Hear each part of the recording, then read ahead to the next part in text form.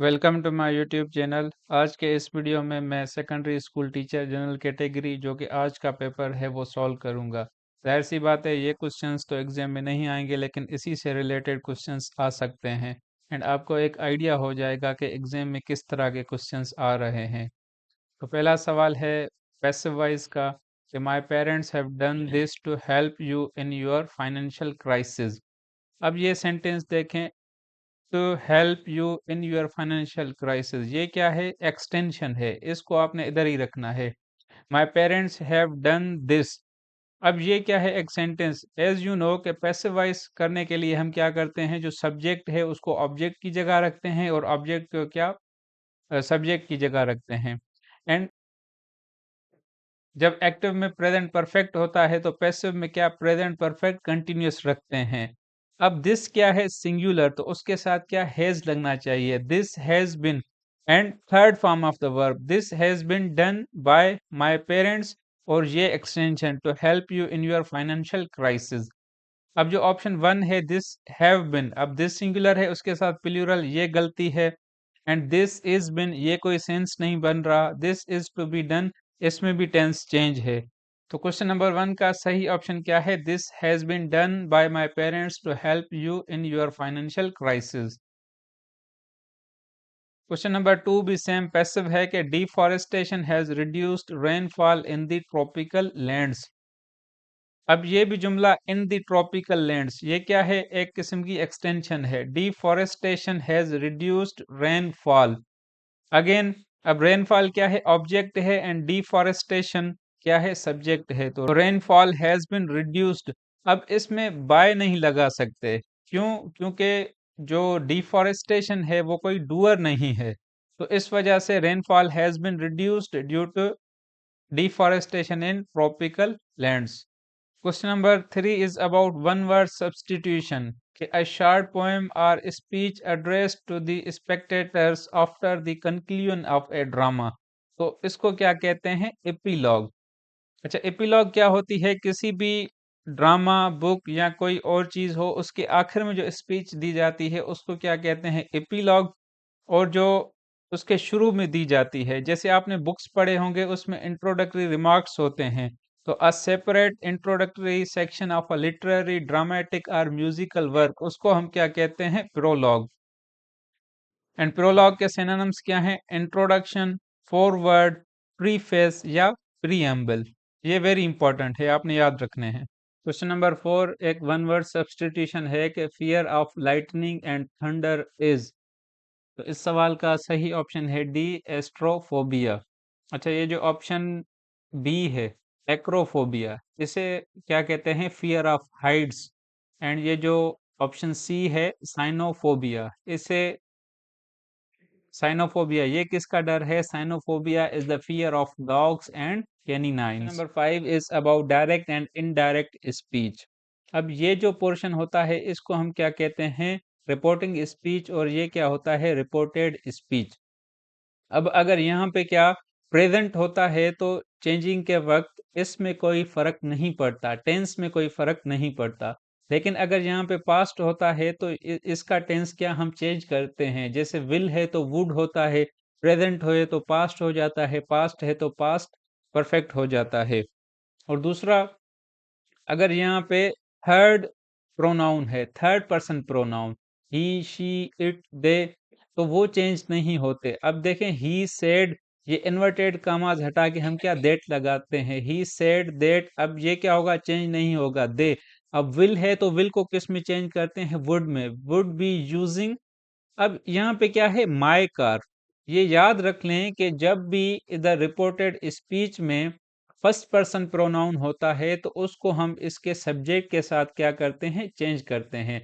अब यहाँ पे माय है तो माय की जो पॉजेसिव केस है वो क्या होगी? ही के तनासुब से हम चेंज करेंगे तो हिज कार होगा। अगर यहाँ पे शी सेड होता तो यहाँ पे क्या होता? Her car. इस सवाल का सही ऑप्शन क्या होगा? He said that they would be using his car for the trip. Question number six भी वही डायरेक्ट इनडायरेक्ट स्पीच है। I said to you he should not be trusted. I told you that, commas हटा के that, अब यहाँ पे क्या third person pronoun है तो ये चेंज नहीं होगा। He should not be trusted. Question number 7 है कि सिनोनिम ऑफ जर्मन। अब जर्मन एक एडजेक्टिव है जिसका क्या मकसद है, relevant to a subject under consideration, relevant, applicable. तो इस सवाल का सही ऑप्शन क्या है, ए, एप्लीकेबल। और इसके जो अदर सिनोनिम्स हैं, दे आर रेलेवेंट, पर्टिनेंट या एप्लीकेबल। अगर और ये जो अनरिलेटेड है, it is antonym of German.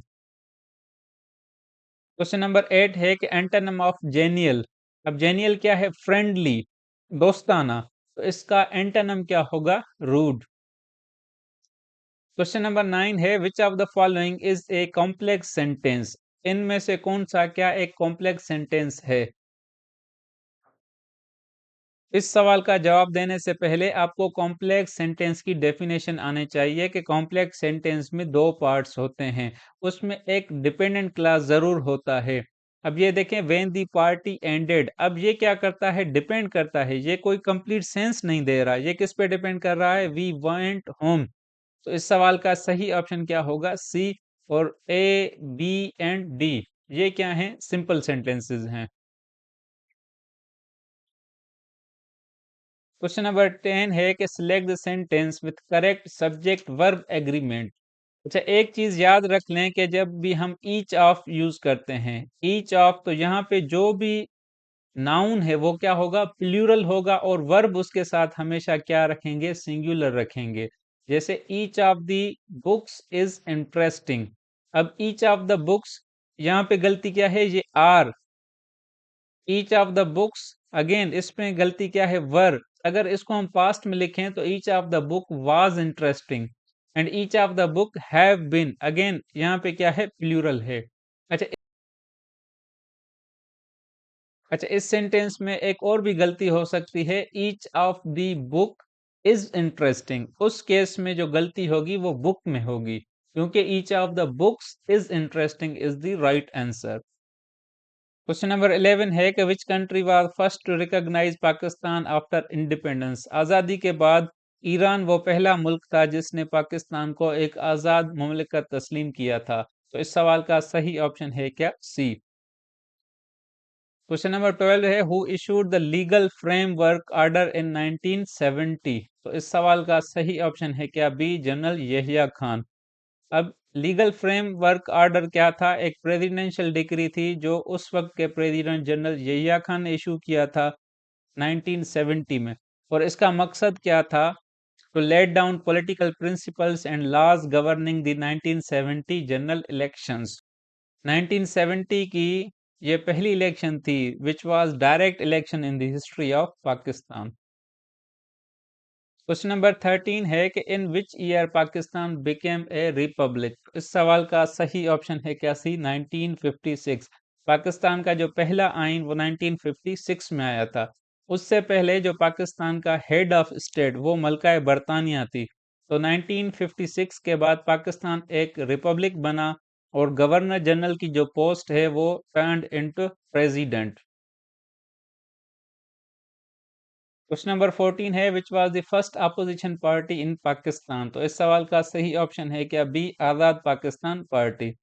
और question number 15, East India Company was established in, तो ये कब, 1600 में एस्टेब्लिश हुई थी। Question number 16, in which language Shah Waliullah translated the holy Quran. तो इस सवाल का सही ऑप्शन है क्या, सी, पर्शियन। ये Shah Waliullah very important topic है, कल वाली टेस्ट में भी इसका रियल नेम आया था। अगर आपने कल वाला वीडियो नहीं देखा तो उसकी लिंक मैं डिस्क्रिप्शन में देता हूं, आपने वो जरूर भी देखना है। क्वेश्चन नंबर 17 है कि which country hosted the OIC meeting in 1997। अच्छा, यहाँ पे मिस्टेक है, कंट्री तो पाकिस्तान था, सिटी होना चाहिए, which city hosted the OIC meeting in 1997। तो उसका सही ऑप्शन क्या है, इस्लामाबाद। अब OIC, OIC stands for Organization of Islamic Cooperation. और इसकी ऑफिशियल लैंग्वेजेस क्या हैं, तीन, Arabic, English and French, very important. और इसके टोटल मेंबर्स कितने हैं, 57। यूएन के बाद, यूनाइटेड नेशंस ऑर्गेनाइजेशन के बाद ये मुल्कों की सबसे बड़ी ऑर्गेनाइजेशन है। और जब ये 1969 में बनी थी तब उसका नाम क्या था, ऑर्गेनाइजेशन ऑफ इस्लामिक कॉन्फ्रेंस। ये नाम कब चेंज हुआ था? It was changed in 2011। Question number 18 है कि Jahan Ara Begum Shah Nawaz founded the Punjab provincial women's Muslim league in, तो इसका सही ऑप्शन है 1935। Question number 19, the star on the national flag represents. अच्छा, इसका जो है मुझे क्लियर आंसर नहीं पता, क्योंकि मैंने काफ़ी सर्चिंग की, कहीं पे प्रोग्रेस आ रहा है, कहीं पे इस्लाम आ रहा है। If you know the right answer please write in the comment box. And question number 20, how many शहीद मार्टर्स हैव रिसीव्ड निशान हैदर। निशान हैदर क्या है? पाकिस्तान का सबसे बड़ा मिलिट्री अवार्ड। तो कहीं पे 10 है एंड कहीं पे 11, तो राइट आंसर इसका क्या है? 11, क्योंकि ये as per the ISPR website it is the correct answer is 11। Last portion है इस्लामियात का कि इन विच हिजरी गजवा अहद वाज फॉट। तो ये गजवा अहद कब लड़ी गई थी? 3 हिजरी में। क्वेश्चन नंबर 22 है कि इन विच सूरा द इंसिडेंट ऑफ मेराज हैज बीन डिस्कस्ड। इसका सही ऑप्शन क्या है? बी, बनी इसराइल। अच्छा, क्वेश्चन नंबर 23 इज अबाउट कि वो कौन सी सूरा है जिसमें 2 सजदे वाली आयतें हैं। एज यू नो के देयर आर टोटल 14 सजदा वर्सेस इन दी होली कुरान, और जिसमें 2 जो हैं एक सूरह हैं, उसमें 2 सजदे हैं, उसका नाम क्या है? सूरह हज। नेक्स्ट सवाल है कि how many prophets are mentioned in Quran. तो इसका सही ऑप्शन क्या है? 25। 25 prophets are mentioned in holy Quran. और नेक्स्ट सवाल इज अबाउट वही ए मतलूब। अच्छा, there are two kinds of वही, टू। एक होती है वही ए मतलू, दूसरी होती है वही ए गैर मतलू। अब ये वही ए मतलू क्या होता है? It means the revelation which God has transmitted in his own words and speech, जैसे कुरान। और वही ए गैर मतलू क्या होती है? It is the revelation which Allah projected in the heart of the holy prophet. These are not the words of the Almighty, but the Holy Prophet transmitted these revealed edicts to the people in his own words. मतलब वही है मतलू क्या है? Exact words of the God, जैसे कुरान है। And वही है गैर मतलू क्या है? ऑफ कोर्स वो भी खुदा की तरफ से होते हैं, लेकिन वो एग्जैक्ट खुदा के वर्ड्स नहीं होते, वो आप सल्लल्लाहु अलैहि वसल्लम के वर्ड्स होते हैं। हाउ मेनी सूरह are with the name of prophets. तो देयर आर 6, टोटल 6 सूरतें हैं जो पैगंबरों के नाम पे हैं। दे आर सूरह यूसुफ, सूरह हूद, सूरह इब्राहिम, सूरह नूह, सूरह मुहम्मद एंड सूरह यूनुस। एंड नेक्स्ट सवाल है कि विच उम्मुल मोमिनीन डाइड लास्ट। तो इसका सही ऑप्शन है हजरत उम्मे सलमा। अच्छा, एक सवाल आता है कि which Ummul Momineen was alive at the tragedy of Karbala. वो कौन सी उम्मुल मोमिनीन? अच्छा, आप सल्लल्लाहु अलैहि वसल्लम की जितनी भी घर वालियां हैं उनको हम क्या उम्मुल मोमिनीन कहते हैं, मोमिनों की माएँ। तो जो उम्मुल मोमिनीन हजरत Umme Salma, she was alive at the tragedy of Karbala. अब ये सवाल तो मैंने आपको पढ़ाया कि how many sajdas are there in holy Quran. There are 14। अच्छा, टेस्ट में ये सवाल है कि जितनी मक्की सूरतें हैं उनमें सजदे वाली आयतें कितने हैं? तो वो हैं 3, और 11 किस्में हैं मदनी सूरतों में। इस वीडियो का लास्ट सवाल है कि एब्ल्यूशन मेड ऑब्लिगेटरी इन, जो वजू है वो कब फर्ज हुआ? तो it was made obligatory in 5th Hijri. So this is the end of video. I hope you really enjoyed watching this video. Thank you.